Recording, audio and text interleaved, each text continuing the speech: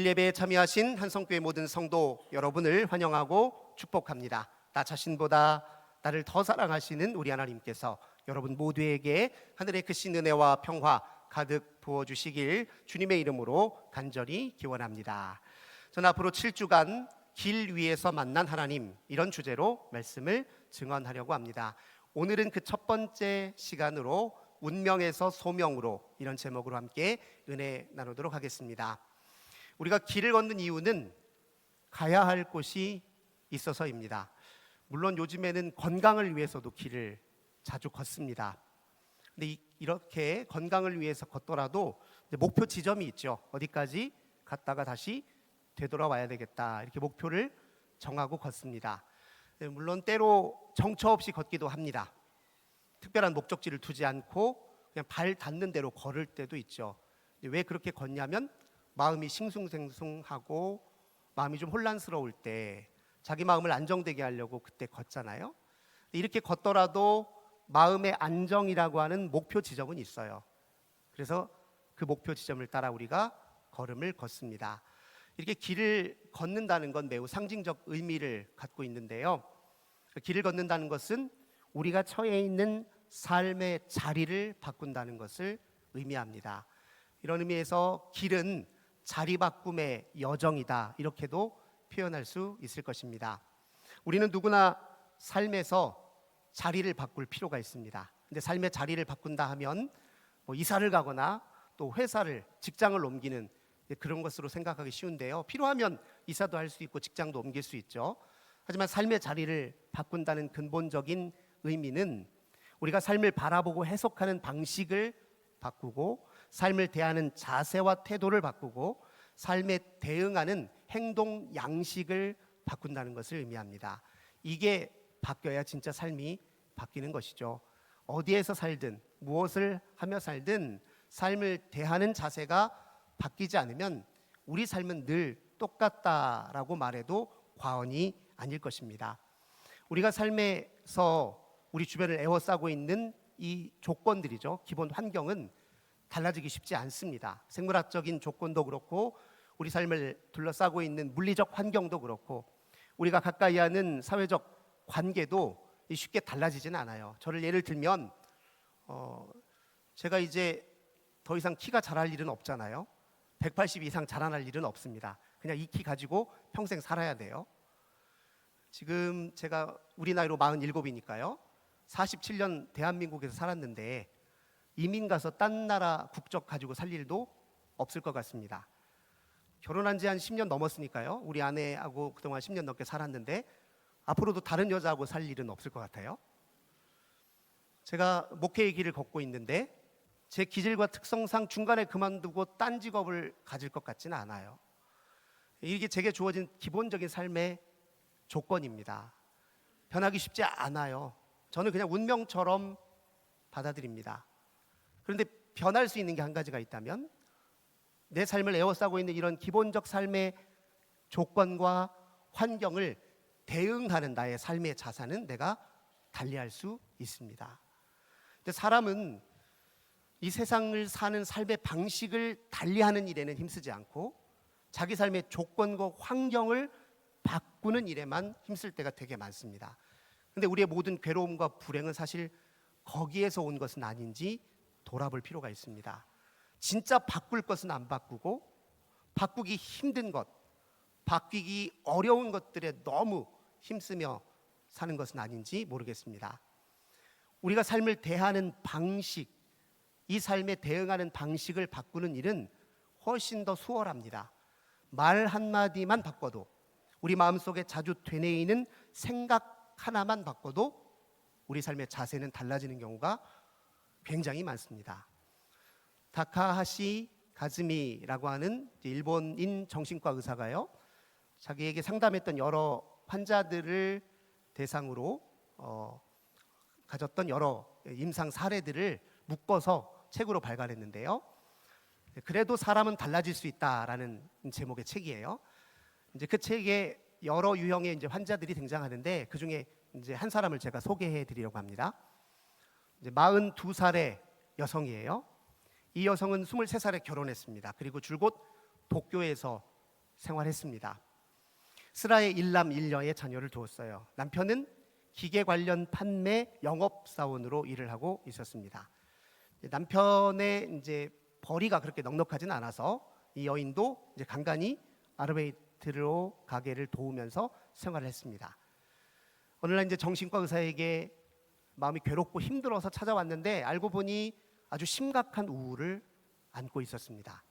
우울증의 원인이야 정말 수만 가지예요.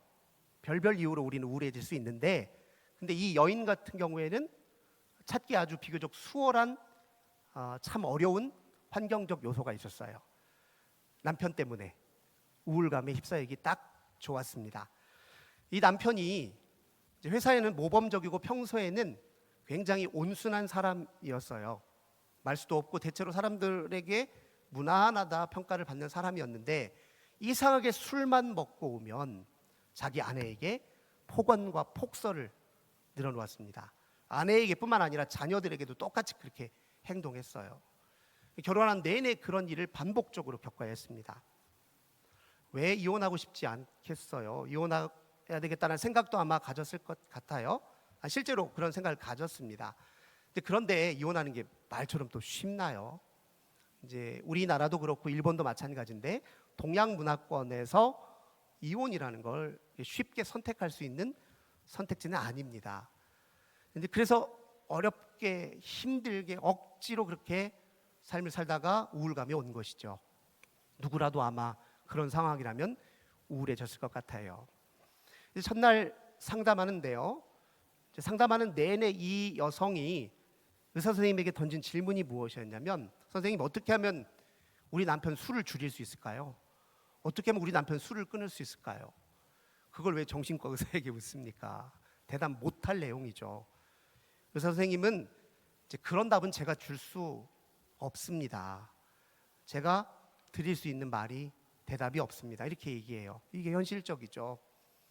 그렇게 상담을 이제 지속하는 과정에서요, 어느 날 한 5번쯤 상담을 했을 때 이 여인에게 극적인 변화가 나타나기 시작했습니다. 근데 그 변화의 계기는 말 한마디 때문이었어요. 한마디 말로 인해 극적 변화가 나타나기 시작했습니다. 이제 그날도 상담을 하는데 이 여인이 혼잣말 비슷하게 의사 선생님에게 무슨 말을 되뇌었냐면 이렇게 말을 했어요. 바뀌지 않는 건 앞으로도 바뀌지 않겠죠? 어쩔 수 없는 건 앞으로도 어쩔 수 없겠죠? 이 말을 혼잣말하듯이 툭 내뱉었던 거예요. 남편 바뀌지 않았는데 앞으로도 바뀌기 힘들겠죠? 어쩔 수 없는 건 앞으로도 어쩔 수 없겠죠? 근데 그 말을 되뇌이는 순간 그녀에게 내면에 스파크가 일어난 것 같아요. 각성 효과가 일어난 것 같아요. 이제까지 이 여인은 어떻게든 남편을 바꿔보려고 애를 썼습니다. 이 현실을 바꿔보려고 애를 썼어요. 근데 어쩔 수 없다라는 그 말 한마디로 인해서 스스로 바꿔보려고 하는 마음을 그냥 툭 놓아버렸어요. 남편 반드시 바꿔야 내가 사는데 하는 마음을 툭 놓아버리니까 무슨 생각이 들었냐면, 남편이 중요한 게 아니라 내가 내 삶을 어떻게 꾸려가는 게 중요하지 라는 생각이 떠올랐단 말이에요. 그것 때문에 변화가 나타나기 시작했습니다. 이 여성은 정신과 의사하고 이제 한 가지 행동 전략을 세웠어요. 첫 번째 행동 전략은 무엇이냐면, 이 남편이 술을 먹고 폭언과 폭설을 막 내뱉을 때 대꾸하지 않기로 그렇게 전략을 세웠습니다. 평소 같았으면 이렇게 날마다 술만 먹다가 병 걸려서 회사 잘리면 어떻게 하려고 하냐 하면서 갖은 잔소리를 막 드러내고 남편의 화를 더 부추겨서 말이 더 세지게 만들고 막 그렇게 했는데, 더 이상 대꾸하지 않기로 전략을 세웠습니다. 두 번째 전략은 뭐냐면, 술을 안 먹고 정신 멀쩡할 때 아내가 이렇게 얘기를 하기로 했어요. 남편을 비난하는 메시지를 거두고, 당신이 술을 먹으면 내 마음이 우울해져요 하면서 자기 감정을 이야기하기로 전략을 바꿨어요. 결과가 어땠을까요? 우리는 이런 걸 기대하잖아요. 남편이 확 달라졌겠죠.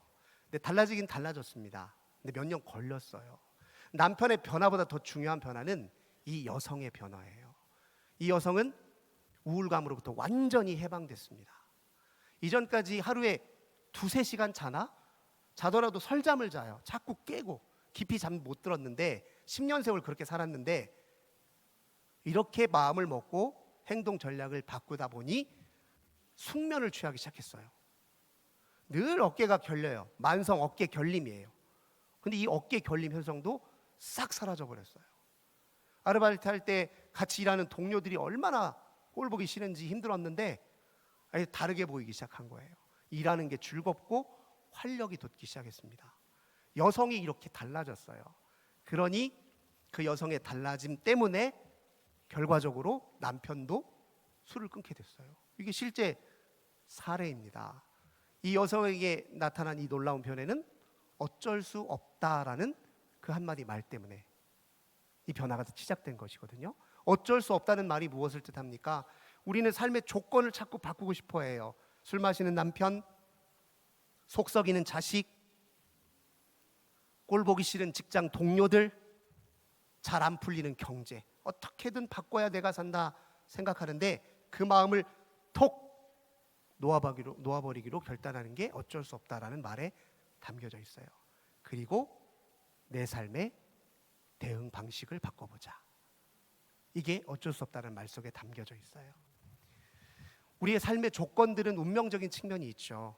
바꾸고 싶어도 쉽게 달라지지 않는 게 있습니다. 하지만 우리가 그 삶에 어떻게 대응할 것인지는 운명과는 상관이 없어요. 그건 우리에게 달려있는 문제입니다. 우리는 얼마든지 운명으로부터 자유로워질 수 있어요. 절대로 바뀔 것 같지 않은 삶의 현실로부터 우리는 자유로워질 수 있습니다. 그때 우리에게 필요한 질문은 딱 하나예요. 그래서 나는 내 삶에 어떻게 대응할 것인가? 난 어떻게 내 삶에 임할 것인가? 우리 모두는 그런 질문을 안고 살아요. 그리고 그 질문에 대한 대답으로 우리는 기독교 신앙을 택한 것입니다. 기독교 신앙은 우리 삶의 총체적 삶의 자리를 바꾸는 방법이자 안내자입니다. 하나님은 우리를 부르셨는데요, 죄와 사망으로 치닫는 운명의 수레바퀴에 질질 끌려가는 삶의 자리에서 하나님 우리를 불러내셨습니다. 그리고 우리에게 하나님 나라의 신비와 영원한 삶으로 우리를 그냥 이주시키셨어요. 우리는 이 부르심 때문에 이 자리에 함께 있는 것입니다. 하나님의 이 부르심을 우리는 소명이라고 얘기합니다. 그리고 이 소명에 전적으로 응답하는 행위를 우리는 믿음이라고 이야기합니다. 믿음의 이 본질에 대해서 잘 가르쳐 주고 있는 사람이 바로 아브라함이죠. 오늘 우리가 읽었던 이 본문은 정말 너무너무 많이 자주 접했던 본문이에요. 하나님은 아브라함을 이렇게 부르셨고 아브라함은 전적으로 그의 응답함으로써 믿음의 여정을 시작했습니다. 하나님이 아브라함을 부르실 때 2가지 명령으로 부르셨어요. 첫째, 떠나라. 둘째, 가라. 어디로부터 떠나라 얘기하셨습니까? 너는 내 고향 그리고 친척, 아버지의 집을 떠나라. 고향과 친척과 아버지의 집은 아브라함의 삶의 자리를 지칭합니다. 그 자리를 박차고 떠나라라고 하나님이 요청하셨습니다. 그 요청에 아브라함이 응한 거예요. 고향을 떠난다는 게 무엇을 의미할까요? 나라를 떠나라, 이런 말로 받아들일 수 있습니다. 사실 아브라함은 일생 내내 국적 없는 나그네와 거류자로 살았어요. 떠돌이로 살았습니다. 하나님 말씀대로 나라를 버렸어요. 아브라함이 살던 곳은 어디였느냐? 우리가 잘 아는 대로 아브라함은 조상 대대로 갈대아 우르에 살고 있었습니다. 우르는 인류 최초의 문명인 수메르 문명이 꽃피웠던 지역의 핵심 도시였어요. 가장 주요한 도시 중에 하나였습니다. 그 우르에 아브라함과 그의 조상들이 살고 있었어요. 이곳은 지금의 어디를 가리키냐면 이라크죠. 이라크 남부 페르시아만 가까이에 있는 인접해 있는 곳에 위치해 있습니다. 티그리스 강과 유프라테스 강이 이 페르시아만으로 아래로 흘러내리면서 점차 합류하는 지점이 있는데 그곳에 우르라고 하는 도시가 위치해 있습니다. 수메르 문명도 그렇고 우르도 그랬지만 이 도시는 기본적으로 자연신 신앙을 기초로 형성된 문명입니다. 우르는 어떤 신을 섬겼느냐? 운명의 신이자 달의 신이었던 난나라고 하는 신을 섬겼어요. 그리고 아브라함이 하나님께 부름받을 때 그때는 어디에 살고 있었느냐? 하란이라고 하는 도시에 살고 있었습니다. 왜 하란까지 오게 됐느냐? 창세기 11장 31절에 보니까 아브라함의 아버지 데라가 본래 가나안 땅으로 가족들을 데리고 이주할 생각이었어요. 근데 이렇게 우르에서 가나안 땅까지는 4,000km가 넘습니다. 근데 오던 중에 정말 여러 날을 걸쳐서 힘겹게 오던 중에 하란에 딱 도착할 즈음에 데라가 하란을 보니까 너무 마음에 들었어요. 그래서 거기에 정착하기로 결정을 하고 거기서 살게 되었던 것입니다. 하란에 머물러 있던 아브라함을 하나님께서 부르신 거예요. 근데 왜 데라는 하란이 마음에 들었을까요? 알고 보니 하란도 어떤 도시였냐면 그 도시의 가장 중요한 신, 그 도시의 수호신이 누구였냐면 운명의 신이자 달의 신이었던 난나였던 거예요. 데라가 보기에 종교적 배경이 같고 문화 양식이 같고 사람들이 생활이 비슷비슷하니까 여기서 살면 좋겠다라는 마음이 들어서 거기에 눌러 산 것입니다. 그랬던 아브라함을 하나님이 불러내셨어요. 이 말은 다른 말로 하자면 우상이 지배하는 나라, 우상 숭배로 점철된 삶을 떠나라, 그런 뜻이에요. 우상 숭배로 점철된 나라를 떠나서, 그 삶을 떠나서 어디로 가라고요? 하나님이 다스리고 지키시는 나라로 이주하라는 뜻이죠. 많은 사람들은 신앙과 관련해서 이렇게 물어요. 하나님을 믿느냐 안 믿느냐. 그런데요, 엄밀히 말하자면 우리 모두는 저마다의 하나님을 섬기고 있습니다. 우리 각자가 만들어낸 하나님이 있어요. 그걸 우상이라고 얘기하죠. 누구나 다 그래요. 연말이 되면, 또 연초가 되면 사람들은 자기 운세를 살펴요. 떠오르는 일출을 보고서 태양을 보면서 한 해를 빌기도 합니다. 점집이 되게 성행이죠. 연말 연초에는 누구나 자기가 만든 신이 있어요. 우상이 있습니다. 그래서 우리가 진짜 던져야 할 질문은 이거예요. 나는 어떤 하나님을 믿느냐? 내가 믿는 하나님은 진짜냐 가짜냐? 이게 우리가 던져야 될 진짜 질문이거든요. 이 질문 앞에 하나님이 아브라함을 세우셨어요. 그 우상, 자연신이 진짜냐 가짜냐? 자연의 힘을 의인화하고 우상화한 그 신이 진짜냐 가짜냐? 그 가짜 신 내려놓고 참된 하나님 앞으로 오라라는 명령이었죠. 그 명령을 주시면서 하나님은 아브라함에게 약속하셨습니다.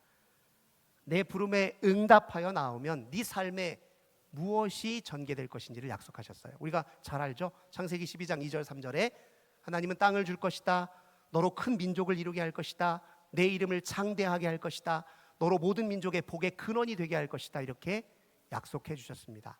근데 이 약속을 잘 보면요, 한 가지 특징이 있어요. 이 약속은 아브라함의 개인적 성취와 성공과는 사실 무관합니다. 아브라함은 살아있는 동안에, 사는 내내 하나님이 약속하신 이 약속을 실제로 누려보질 못했어요. 사는 동안에 하나님이 땅을 주겠다 하셨는데 그 땅에 자기 땅으로 선언하고 제대로 살아본 적도 없죠. 물론 죽기 직전에 자기 무덤자리 하나 사놓은 땅은 있습니다. 하지만 나라의 국적을 갖고서 살아본 적은 없어요. 그리고 또 모든 민족, 큰 민족을 이루게 하겠다, 언제? 아브라함 생애 동안 이루어진 약속이 아니잖아요. 하나님이 이 약속을 주셨다라는 의미는 뭘 뜻하냐면 아브라함의 작은 인생을 하나님의 크신 구원의 이야기 속에 합류시켰다는 것을 의미합니다. 우리 인생은 우리 개인의 삶으로 그치지 않아요. 우리는 하나님의 위대한 이야기 속에, 찬란한 이야기 속에 합류되어 있는 개인입니다. 하나님의 거대한 이야기 속에 우리가 각자가 주인공으로 서 있어요. 그 이야기가 우리 삶의 진짜 지평이에요. 한 생에 80년, 90년 사는 이 좁은 생애가 전부가 아니라 하나님의 크고 놀랍고 위대한 하나님의 구원의 이야기, 역사의 이야기, 하나님이 만들어 가시는 이야기 속에 우리가 함유되어 있어요.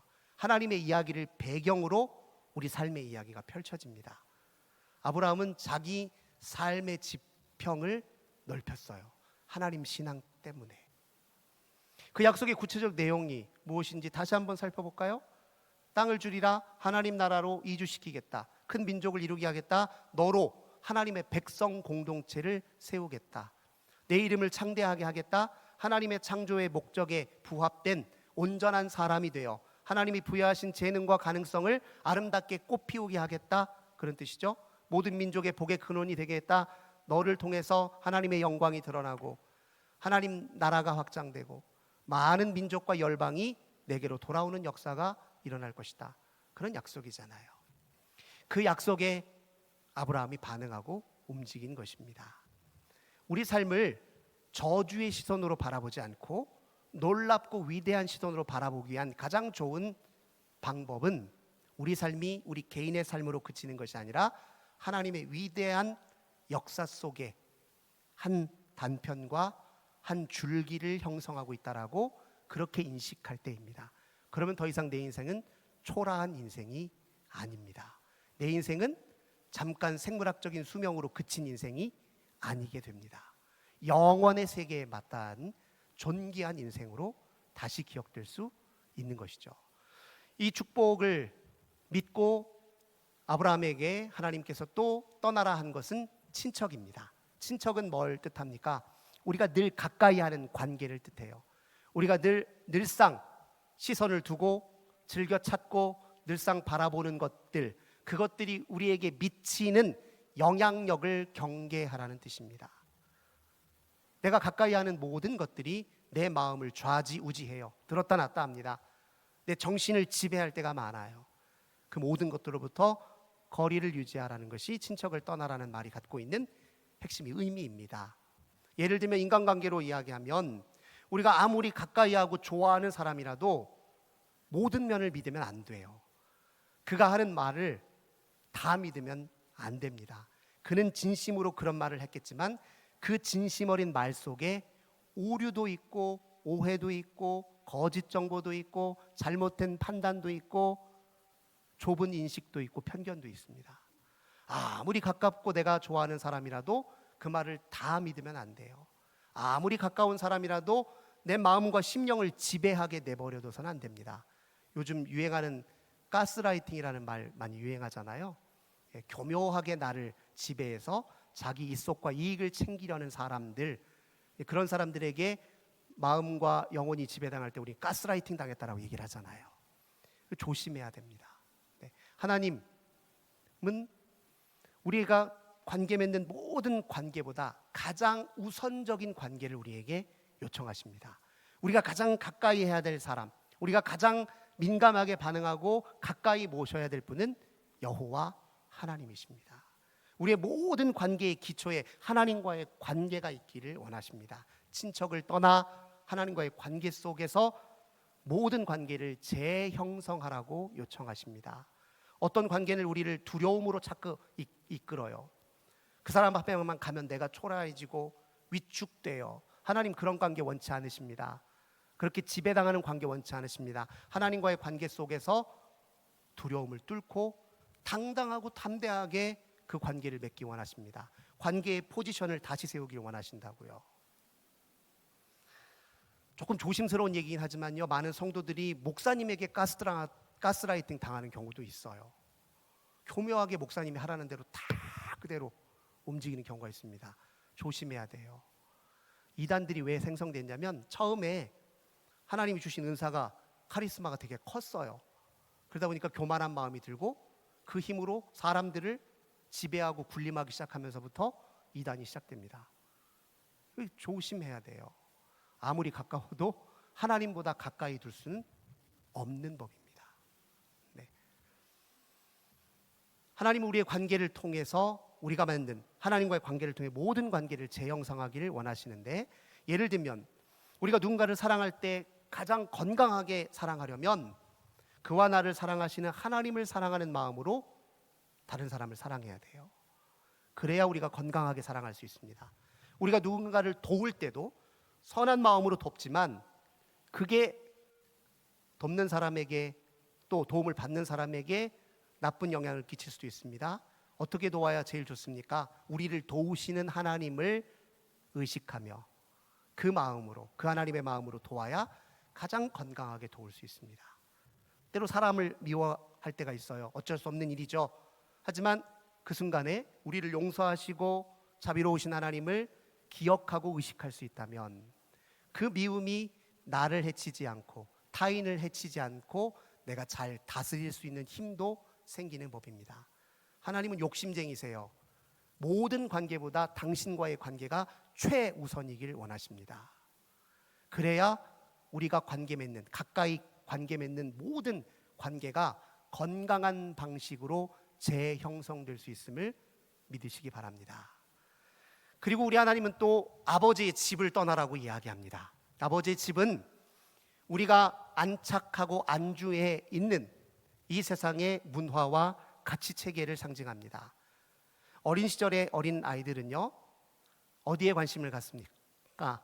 어떻게든 엄마 아빠의 사랑을 받아내는데, 얻어내는데 최우선적 관심을 보여요. 그렇게 애쓰지 않더라도 엄마 아빠가 사랑하는데 아이들은 두려운 마음으로 그런 생각까지는 못해요. 그냥 어떻게든 엄마 아빠 사랑을 얻어내려고 애쓰는데 그 결과로 엄마가 바라는 대로, 바라는 모습대로 나를 조형해 가는 거예요. 엄마가 바라는 모습대로 나를 맞춰가는 거예요. 그러면서 아이는 엄마의 가치관과 세계관을 자기 내면에 내재화시킵니다. 똑같은 일이 세상살이에도 벌어져요. 이 험한 세상, 내가 살아남기 위해서 애쓰고 수고하다 보니까 이 세상이 찬양하는 인간상이 있어요. 이 세상이 열광하는 성공적 삶의 전망이 있어요. 우리 따라 그것에 막 열을 냅니다. 그 세상이 주창하는 그 모습에 자기를 조형하고 맞춰가느라고 힘써요. 그러다가 이 세상의 문화와 가치관과 세계관이 우리 내면을 잠식하기 시작합니다. 우리의 신앙과 우리의 삶이 왜 따로따로인 줄 아십니까? 우리의 신앙이 우리 마음 깊은 곳에 작용하고 있는 우리의 가치관과 세계관을 바꾸는 데까지 미치지 못하기 때문에 그렇습니다. 하나님 말씀으로, 그 신앙으로 내 가슴속 깊이 뿌리 내려서 그 신앙이 내 가치관과 세계관을 뒤틀어 놓고 바꾸어 놓고 새롭게 해야 믿음과 삶이 일치가 될 수 있는데, 우리는 신앙이 겉돌 때가 많아요. 신앙은 신앙이고 실제 내 일상의 삶은 내 마음의 다른 가치관과 세계관에 의해서 운용되고 움직인단 말이에요. 우리 하나님께서 아버지의 집을 떠나라 했을 때는 신앙으로 세계관을 다시 형성하고 신앙으로, 하나님의 말씀으로 우리 마음의 깊이에 있는 가치를 재형성하라는 그런 의미입니다. 그렇게 떠나 하나님이 지시해 보여주시는 땅, 하나님을 예배하고 신뢰하고 순종하는 삶, 하나님의 뜻을 구현하고 하나님과 친밀한 관계 속에 사는 삶, 그 삶으로 가라, 이렇게 우리에게 명하셨습니다. 이 부르심이 어디 아브라함에게만 해당되냐고요? 그 부르심이 오늘 우리에게도 다가오지요. 그 부르심 앞에 전적으로 응답하는 것이 믿음입니다. 단번에 이루어지는 일은 아니에요. 신앙은 길을 걷는 것과 같다라고 말씀드렸잖아요. 그 길 위에 돌뿌리도 많고 수렁도 있어요. 구덩이도 있어요. 가지다 빠질 수도 있고요. 길이 너무 험해가지고 지쳐서 가만히 서 있을 때도 있을지 모르겠어요. 하지만 중요한 건 그 길을 꾸준히, 담담히, 성실하게 걸어가는 일입니다. 그게 부르심에 응답하는 일입니다. 그 길 끝에 우리가 상상하고 우리가 예측했던 것보다 훨씬 더 위대한 삶이 우리를 기다리고 있습니다. 그 여정 속에서 우리는 하나님의 신비를 경험하고 하나님이 우리를 얼마나 사랑하시는지를 더 깊이 있게 경험할 수 있습니다. 이 부르심에 우리의 모든 삶을 다해 응답하시는 저 우리 모든 성도님들 되시길 주님의 이름으로 간절히 기원합니다. 좋으신 주님 감사합니다. 주님의 부르심에 응답할 수 있도록 믿음 주시니 감사합니다. 주님의 길 위에서 우리 인생을 향하신 주님의 오묘하신 섭리와 사랑을 깨달을 수 있도록 도와주시는 애 감사합니다. 영원히 이 길 위에서 주님 모시고 주와 함께 주를 향해 주를 위해 주로 인해 살아가는 우리들이 다 되게 하옵소서. 예수님의 이름으로 간절히 기도드립니다. 아멘. 우리 520